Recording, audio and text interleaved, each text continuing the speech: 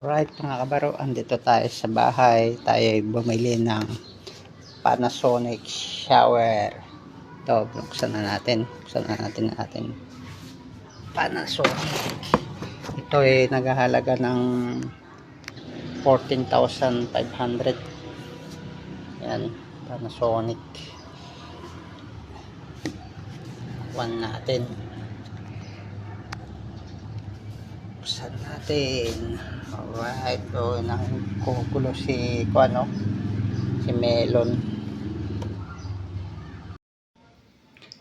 Alright mga kabaro, tapos na yung setup natin ng ating shower.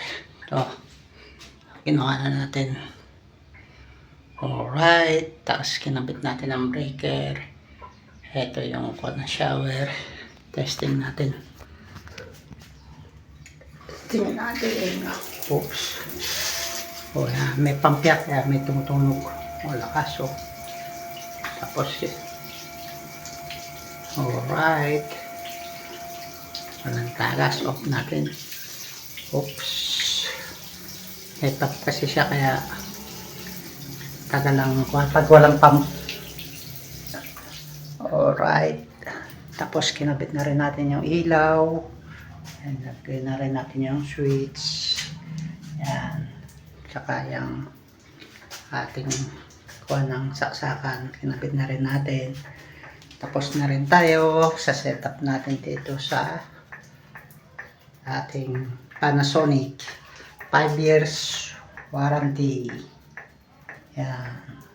5 years warranty yung Panasonic natin na binili na may pump. Alright, tapos na yung ating kuwan dito sa banyo at tayo ay magjo-join na sa Don Pascual sa May 29. Lapit na, ilang araw na lang ating bakasyon. Init dito sa Pilipinas. Okay, alright mga baro, hanggang sa muli at see you in Korea. Doon tayo magjo-join. Ingat-ingat lang mga bagong kasama sa Don Pascual. Alright, sa mga taga-Walay News, Sispan at Marshline, shoutout sa inyo lahat. Okay.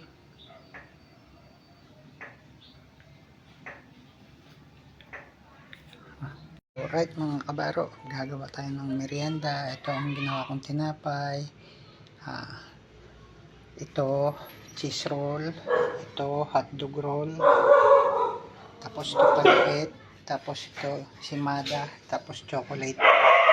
Alright, may tao. Sasalang ko lang ang aking tinapay. Alright,